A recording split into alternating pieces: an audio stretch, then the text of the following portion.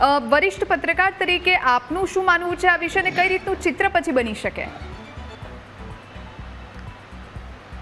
આપણા મારી સાથે જોડાયેલા તમામ મિત્રોએ જે જ્ઞાતિ આધારિત જે વિશ્લેષણ કર્યું છે એ ખૂબ જ આવકારદાયક છે. દરેક મિત્રોના વિશ્લેષણમાં હવે હું પડવા માગતો નથી અને જ્ઞાતિ વાઇઝ જે 156 જ્ઞાતિ છે કે જેટલી જ્ઞાતિ છે એના વિશ્લેષણમાં હું પડવા માગતો નથી. પણ મારું સ્પષ્ટ માનવું છે કે આઝાદીના સમયથી જે રીતે અનામતની પ્રથા ધીરે ધીરે કરીને આગળ વધારવામાં આવી, અત્યારે અંદાજે 27% બક્ષીપંચ હોય કે 15% આદિવાસી હોય કે એ રીતનું થઈને ગણીએ તો ઓછામાં ઓછા 40થી 50% ઉપર અનામત પહોંચી ગઈ છે. સુપ્રીમ કોર્ટે પણ એવું કીધું છે કે 50%થી વધારે અનામત હોવી જોઈએ નહીં. હવે એનાથી પણ વધારે જો અનામત કરવામાં આવશે તો આગળ જતાં જે બિન અનામત લોકો છે, જે મતદારો છે, એ લોકો ઉપર પણ હવે સીધી અસર પડશે. અને ખાસ કરીને આઝાદી પછીના આટલા વર્ષો પછી પણ હવે જ્યારે અનામતની વાતો જ કરવા આપણે કરી રહ્યા છીએ, એના સ્થાને હવે જે ઇકોનોમિક બેકવર્ડની જે વાત કરવામાં આવી રહી છે, 10%ની જે વાત કરી છે એ ખૂબ જ સારી છે. 10% નહીં, હવે ખરેખર 100% આર્થિક રીતે પછાત હોય એ કોઈ પણ જ્ઞાતિનો હોય એ રીતની અનામત હોવી જરૂરી છે. એટલા માટે કે આટલા વર્ષોમાં, શરૂઆતના વર્ષોમાં કોંગ્રેસે એવું કહ્યું હતું કે આટલા વિકાસ થાય, એ લોકોનો પછાત જ્ઞાતિનો વિકાસ થાય એટલા પૂરતું આપણે જ્ઞાતિ આધારિત રાજકારણ કરવાનું છે. એના પછી જે ફેરફારો થયા ને એના પછી ધીરે ધીરે જ્ઞાતિમાં ઉમેરો થતો ગયો. SC ST હતું પહેલાં, એના પછી બક્ષીપંચ ઉમેરાયું ને એના પછી અલગ અલગ જ્ઞાતિ 156 જ્ઞાતિનો ઉમેરો થઈ ગયો છે. અત્યારે આ બધી જ્ઞાતિનો આધારિત જે રાજકારણ રમવામાં આવી રહ્યું છે, દરેક રાજકીય પક્ષ એ જ રીતે રાજકારણ રમી રહ્યું છે. ભારતીય જનતા પાર્ટીએ, તમને ખ્યાલ હશે તો 2016ની અંદર પણ આ જ રીતે આર્થિક પછાતને આગળ કરવાની વાત શરૂઆત કરી હતી. પરંતુ એ પણ એ લોકો હવે ભૂલી ગયા છે, કારણ કે ભાજપનું જ કોંગ્રેસીકરણ થઈ ગયું છે. એટલે હવે કોંગ્રેસની નીતિઓને પ્રમાણે જ એ લોકો આગળ વધી રહ્યા છે. એટલે જે રીતે ખરેખર જ્ઞાતિ આધારિત જે રાજકારણ ચાલી રહ્યું છે અને બીજી બાજુ ભારતીય જનતા પાર્ટી એવું કહી રહી છે કે વિકાસ આધારિત રાજકારણ અત્યારે હાલમાં દેશમાં ચાલી રહ્યું છે, તો મારું એવું માનવું છે કે જ્ઞાતિ આધારિત ભૂલી જઈને જો વિકાસ આધારિત જો કરવામાં આવે છે તો જે પછાત જ્ઞાતિ છે એ વિસ્તારનો વિકાસ કેમ થતો નથી? આજની તારીખમાં 7 થી 8 જિલ્લા આદિવાસી વિસ્તાર છે. આદિવાસી વિસ્તારમાં આજે પણ જે મુખ્ય રસ્તાઓ છે એને કનેક્ટ કરવામાં આવ્યા છે, પરંતુ ગામડાના જે આંતરિક રસ્તાઓ છે એ હજી એની હાલત એવી ને એવી છે કે જે ગામડાઓ આજે પણ મુખ્ય ધારાની સાથે કનેક્ટ નથી થયા.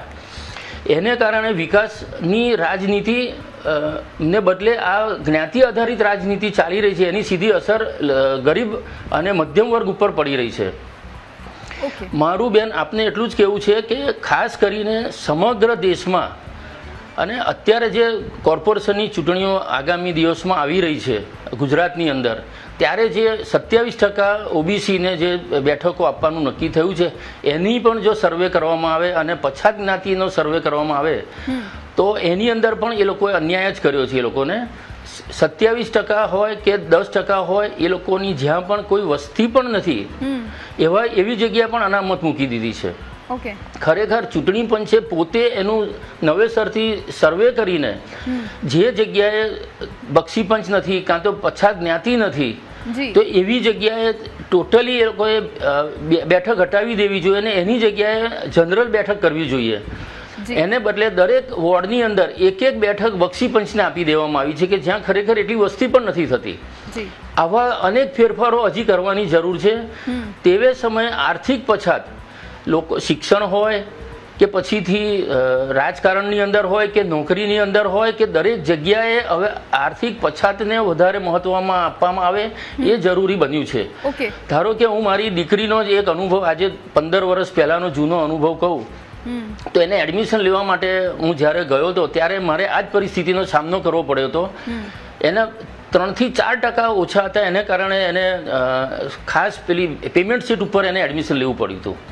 ઓકે આવા અનેક લોકો જે હેમંતજી. શિક્ષણની અંદર જે લોકો અભ્યાસ માટે જઈ રહ્યા છે એ લોકોને તકલીફ પડી રહી છે, નોકરી માટે તકલીફ પડી રહી છે, જી ત્યારે આજ વિશે- જી, ખરેખર હવે આર્થિક હેમંતભાઈ, પછાત તારકભાઈને 100% કંઈ કરી કહેવું દેવી છે? જોઈએ. જી આજ વિશે તારકભાઈને કઈ કહેવું છે? જી, જી જી, તારકભાઈ. જી, મેડમ, હું જે સરે વાત કરી એમની ઉંમર મારથી વધારે છે. હું એમની ઉંમરનો મર્યાદા સન્માન કરું છું, પણ એમને જે વાત કરી ને એ વસ્તુને હું તદ્દન 100% એનું નકારું છું.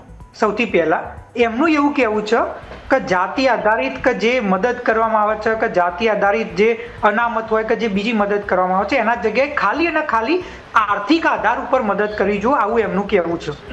મારું એમને એમ કહેવું છે કે જ્યારે સમાજના અંદર દરેક વ્યક્તિને એની જાતિના આધાર ઉપર એના જોડે ભેદભાવ ના થતું હોય, જાતિ આધાર ઉપર એમને કોઈ પણ પ્રકારનું શોષણ ના થતું હોય અને બધા લોકો એક સરખા હોય, અને તારે તમે જો આર્થિક રીતે અસમાન જે વ્યક્તિ હોય એની મદદ માટે કરો તો એ વસ્તુ સાચી કહેવાય. Okay. હવે એ વ્યક્તિ મારાથી મોટા છે, હું તમને પ્રશ્ન પૂછું છું કે આજની તારીખના અંદર તમે એવું કહી શકો છો કે ગુજરાતના અંદર બધી જ્ઞાતિઓ સરખી છે અને આજની તારીખના અંદર ગુજરાતના અંદર બધી જ્ઞાતિઓ જોડે સરખો વ્યવહાર થાય છે? હું ઠાકોર સમાજમાંથી આવું છું, ઓબીસી માં આવતા, નથી દલિત થતો, સમાજમાંથી નથી થતો. વાત ઠાકોર સાચી જ તમારી.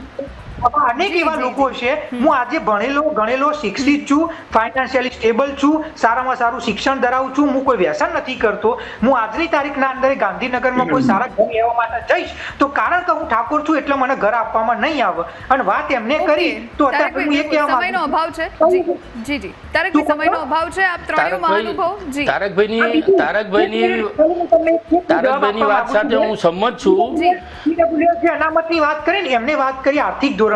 જી. સર, આર્થિક ધોરણે અનામતની વાત ત્યારે થાય કે જ્યારે સામાજિક એક સરખી હોય. અને તમે જે વાત કરી અનામતની, આજની તારીખના અંદર ઈડબ્લ્યુએસ અનામત આયા પછી ભારતના અંદર કોઈ એવી જ્ઞાતિ નથી કે જેને અનામત નથી મળતો. જી. દરેકે દરેક જ્ઞાતિને અનામત મળે જ છે. અને બીજી વસ્તુ, આજની તારીખમાં ઈડબ્લ્યુએસ નું કટ ઓફ ઓબીસી કરતા ઓછું આવે છે.